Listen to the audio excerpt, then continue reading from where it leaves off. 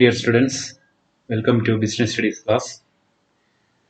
കഴിഞ്ഞ ക്ലാസ്സിൽ നമ്മൾ പബ്ലിക് എൻ്റർപ്രൈസസിനെ കുറിച്ചാണ് പഠിച്ചുകൊണ്ടിരിക്കുന്നത്. നമ്മൾ രണ്ട് തരത്തിലുള്ള ഓർഗനൈസേഷൻസിനെ കുറിച്ച് പഠിച്ചു. Departmental undertakings, statutory corporation. മൂന്നാമത്തെ ഒരു ടൈപ്പ് പബ്ലിക് അണ്ടർടേക്കിംഗ് ആണ് ഗവൺമെൻറ് കമ്പനീസ്. ഗവൺമെൻറ് കമ്പനീസ് മറ്റ് നമ്മൾ പ്രൈവറ്റ് സെക്ടറിൽ പഠിച്ച ജോയിന്റ് സ്റ്റോക്ക് കമ്പനി പോലെ തന്നെയാണ്. അവ ക്രിയേറ്റ് ചെയ്യുന്നത് കമ്പനീസ് ആക്ട് അനുസരിച്ചാണ്. സോ കമ്പനീസ് ആക്ടിൽ ഗവൺമെൻറ് കമ്പനിയെ ഡിഫൈൻ ചെയ്യുന്നുണ്ട്. അപ്പോൾ ഗവൺമെൻറ് കമ്പനി എന്ന് പറഞ്ഞാൽ ഉദ്ദേശിക്കുന്നത് ഗവൺമെൻറ്റിൻ്റെ മജോറിറ്റി ഓണർഷിപ്പിലുള്ള ഒരു കമ്പനിയാണ് ഗവൺമെൻറ് കമ്പനി. ഏത് കമ്പനിയിലും 51% കൂടുതൽ ഷെയർ ക്യാപിറ്റൽ ഗവൺമെന്റിന്റെ കയ്യിലാണെങ്കിൽ ആ കമ്പനികളെയൊക്കെ ഗവൺമെന്റ് കമ്പനി എന്നാണ് പറയുക. According to the Companies Act of 2013, a government company means any company in which not less than 51% of the paid up capital is held by the central government or by any state government. ഇപ്പോൾ central ഗവൺമെന്റോ state ഗവൺമെന്റോ 51% paid up ക്യാപിറ്റലിന്റെ കൂടുതൽ കയ്യിൽ വെച്ചിട്ടുണ്ടെങ്കിൽ അത്തരം കമ്പനികളെയൊക്കെ government company എന്നാണ് പറയുന്നത്. ഇവ create ചെയ്യുന്നത് companies act അനുസരിച്ചാണ്. ഒന്നുകിൽ കമ്പനീസ് ആക്ട് അനുസരിച്ച് പുതിയതായി ഫോം ചെയ്യുന്ന ഒരു കമ്പനിയാകാം, അല്ലെങ്കിൽ നിലവിലുള്ള ഡിപ്പാർട്ട്മെന്റൽ അണ്ടർടേക്കിങ്സ്, സ്റ്റാറ്റ്യൂട്ടറി കോർപ്പറേഷൻസ് ഒക്കെ കമ്പനീസ് ആക്ട് അനുസരിച്ച് രജിസ്റ്റർ ചെയ്യുന്നതും ആകാം. ഈ രണ്ടു തരത്തിലും ഗവൺമെന്റ് കമ്പനികൾ ഫോം ചെയ്യാം. ഇപ്പൊ ഗവൺമെന്റ് കമ്പനികളുടെ ചില പ്രത്യേകതകൾ. ഒന്നാമത്, it is an organisation created under the Companies Act of 2013. Companies act അനുസരിച്ച് ക്രിയേറ്റ് ചെയ്യപ്പെടുന്ന ഒരു സ്ഥാപനമാണ് ഗവൺമെന്റ് കമ്പനി.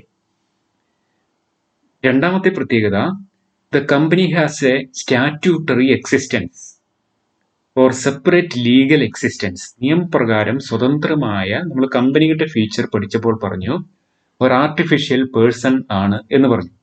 ഇപ്പോൾ ഗവൺമെന്റ് കമ്പനിയും ഒരു ആർട്ടിഫിഷ്യൽ പേഴ്സൺ ആണ്. ഒരു കമ്പനിക്കുള്ള എല്ലാ ഫീച്ചേഴ്സും ഗവൺമെന്റ് കമ്പനിക്കുമുണ്ട്. ഇതിന്റെ ഓണർഷിപ്പ് 51% ഗവൺമെന്റ് ഓണർഷിപ്പിലാണ് എന്ന് മാത്രമേ കമ്പനിയും ഗവൺമെന്റ് കമ്പനിയും തമ്മിൽ വ്യത്യാസമുള്ളൂ. അപ്പോൾ ഇതും ഒരു ആർട്ടിഫിഷ്യൽ പേഴ്സൺ ആണ്. A company can file suit in a court of law against any third party and B സിയോട്. ഒരു ഗവൺമെന്റ് കമ്പനിക്ക് മറ്റുള്ളവർക്കെതിരെ കേസ് കൊടുക്കാം, അതുപോലെ കമ്പനിക്കെതിരെ മറ്റുള്ളവർക്കും കേസ് കൊടുക്കാം. Then company can enter into a contract and can acquire property in its own name. എഗ്രിമെന്റിലും കോൺട്രാക്റ്റിലൊക്കെ കമ്പനിക്ക് സ്വന്തം പേരിൽ തന്നെ എൻറ്റർ ചെയ്യാം. അതുപോലെ പ്രോപ്പർട്ടീസ്, സ്ഥലമടക്കം വാങ്ങി രജിസ്റ്റർ ചെയ്യുന്നത് ആ കമ്പനിയുടെ പേരിൽ തന്നെയാണ്. Then fourth feature, the management of the company is regulated by the provisions of the Companies Act. Companies ആക്ടിലെ പ്രൊവിഷൻസ് അനുസരിച്ചാണ് കമ്പനി മാനേജ് ചെയ്യുന്നത്. അതുപോലെ the employees are appointed according to their own rules and regulations. ആ കമ്പനിക്ക് തന്നെ സ്വന്തം rules and regulations ഉണ്ട് അതിന്റെ എംപ്ലോയീസിനെ സംബന്ധിച്ച്. അപ്പോൾ എംപ്ലോയീസിനെ അപ്പോയിന്റ് ചെയ്യുന്നതും അവരുടെ കംപ്ലീറ്റ് എംപ്ലോയിയുടെ കാര്യങ്ങൾ മാനേജ് ചെയ്യുന്നതും ഈ കമ്പനിയുടെ പോളിസി, റൂൾസ് ആൻഡ് റെഗുലേഷൻ അനുസരിച്ചും കമ്പനീസ് ആക്ട് അനുസരിച്ചുമാണ്. And they also have two important documents, Memorandum of Association and Articles of Association. അപ്പോൾ ഈ മെമ്മോറാണ്ടം ഓഫ് അസോസിയേഷനിലും ആർട്ടിക്കിൾസ് ഓഫ് അസോസിയേഷനിലും പറയുന്ന റൂൾസ് ആൻഡ് റെഗുലേഷൻ അനുസരിച്ചാണ് എംപ്ലോയീസിനെ അപ്പോയിന്റ് ചെയ്യുന്നത്. ദെൻ ഫിഫ്ത്ത് പ്രത്യേകത, the government company obtains funds from government share holdings. ഏറ്റവും പ്രധാനപ്പെട്ട ഗവൺമെന്റ് ഷെയർ ഹോൾഡിംഗ് ആണ്. അതുപോലെ they obtain funds from private share holders.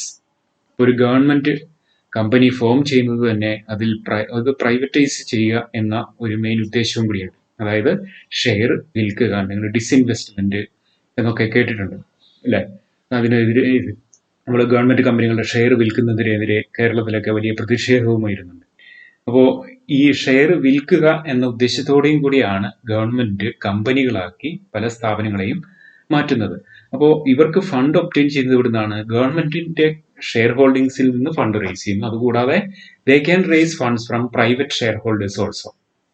So it is also permitted to raise funds from capital market. അതുപോലെ capital മാർക്കറ്റിൽ നിന്ന് share issue ചെയ്തോ debenture issue ചെയ്തോ ഒക്കെ ഈ ഗവൺമെന്റ് കമ്പനികൾക്ക് ഫണ്ട് റേസ് ചെയ്യാൻ. അപ്പൊ ഇത്രയുമാണ് ഗവൺമെന്റ് കമ്പനികളുടെ പ്രത്യേകത. ഈ ഗവൺമെന്റ് കമ്പനിക്ക് ചില മെറിറ്റ്സ് ഉണ്ട്. ഒന്നാമത്, government company can be established by fulfilling the requirements of the Companies Act. A separate act in the parliament is not required. Statutory കോർപ്പറേഷനിൽ നമ്മൾ പഠിച്ചു, അതിനുവേണ്ടി സെപ്പറേറ്റ് ഒരു ആക്ട് പാർലമെന്റിൽ പാസ്സാക്കണം, അത് ഫോം ചെയ്യണമെങ്കിൽ. പക്ഷേ ഗവൺമെന്റ് കമ്പനിക്ക് നിലവിലുള്ള കമ്പനീസ് ആക്ടിലെ പ്രൊവിഷൻ അനുസരിച്ച് തന്നെ ക്രിയേറ്റ് ചെയ്യാൻ, അതിനുവേണ്ടി പ്രത്യേകം ഒരു ആക്ട് പാസ്സാക്കേണ്ട ആവശ്യം ഇല്ല. ഇതാണ് ഒന്നാമത്തെ പ്രത്യേകത, മെറിറ്റ്. രണ്ടാമത്തെ advantage, it has A separate legal entity. ഇപ്പൊ ഗവൺമെന്റിൽ നിന്ന് വ്യത്യസ്തമായി ഒരു സെപ്പറേറ്റ് ലീഗൽ എൻറ്റിറ്റി ഉള്ള ഒരു സ്ഥാപനമാണ് government company. Third feature, it enjoys autonomy in all management decisions and take decision according to business prudence. അതായത് മാനേജ്മെന്റിൽ തീരുമാനമെടുക്കാൻ പൂർണ്ണ സ്വാതന്ത്ര്യമുണ്ട്. Okay, so they can take decision, any decisions. ബിസിനസ്സിന് നല്ലതാണ് എന്ന് തോന്നുന്ന ഏത് തീരുമാനവും അവർക്ക് വിത്തൗട്ട് ഗവൺമെന്റ് കൺസൾട്ടേഷൻ തീരുമാനമെടുക്കാൻ അവർക്ക് കഴിയും. Then last advantage, these companies provide goods and services at reasonable prices. ന്യായമായ വിലയ്ക്ക് ഗുഡ്സ് ആൻഡ് സർവീസസ് പ്രൊവൈഡ് ചെയ്യുന്നു എന്നതാണ് ഇത്തരം കമ്പനികളുടെ മറ്റൊരു advantage. Then these government companies are not free from limitations. ഒന്നാമത്തെ ലിമിറ്റേഷൻ, മിക്കവാറും ഗവൺമെന്റ് കമ്പനികളുടെ ഒക്കെ മജോറിറ്റി ഷെയർ ഹോൾഡർ എന്ന് പറയുന്നത് ഗവൺമെന്റ് ആയിരിക്കും. So what the government decides will be the decision in the company. അപ്പോൾ അതിലെ പ്രൊവിഷൻസ് ഓഫ് ദി കമ്പനീസ് ആക്ടിന് അവിടെ കാര്യമായ റെലവൻസ് ഒന്നുമില്ല. ഓക്കെ, കാരണം ഗവൺമെന്റ് എന്ത് തീരുമാനിക്കുന്നോ അത് തന്നെ നടപ്പിലാക്കുകയുള്ളൂ. അപ്പോൾ കമ്പനീസ് ആക്ടിലെ പ്രൊവിഷൻസിന് കൂടുതൽ റെലവൻസ് ഇവിടെ ഇല്ല എന്നതാണ് ഒരു ലിമിറ്റേഷൻ. രണ്ടാമത്തത്, it evades constitutional responsibility which a company financed by the government should have. It is not answerable directly to the parliament.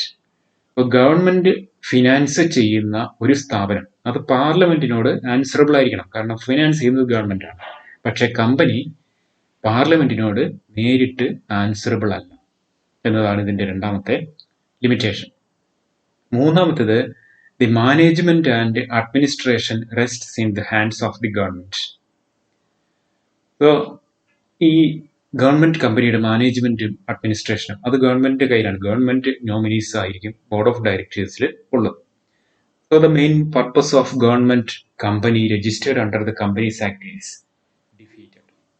Okay, corporate governance നടപ്പിലാക്കുന്നതിനും കൂടി വേണ്ടിയാണ് ഗവൺമെന്റ് കമ്പനി ഫോം ചെയ്യുന്നത്. പക്ഷെ ആ ഒരു പർപ്പസ് ഇവിടെ നടക്കുന്നില്ല എന്നതാണ് മൂന്നാമത്തെ ലിമിറ്റേഷൻ. ഓക്കെ, നമ്മൾ നോട്ട്സ് നിങ്ങൾക്ക് അയച്ചു തരും. ഒന്നുകൂടി ക്ലാസ്സുകൾ ഒന്ന് ശ്രദ്ധിച്ച് കേട്ട് നോട്ട്സ് എഴുതുക, ഒന്ന് വായിച്ചു നോക്കി നന്നായി മനസ്സിലാക്കി വയ്ക്കുക. Okay, thank you.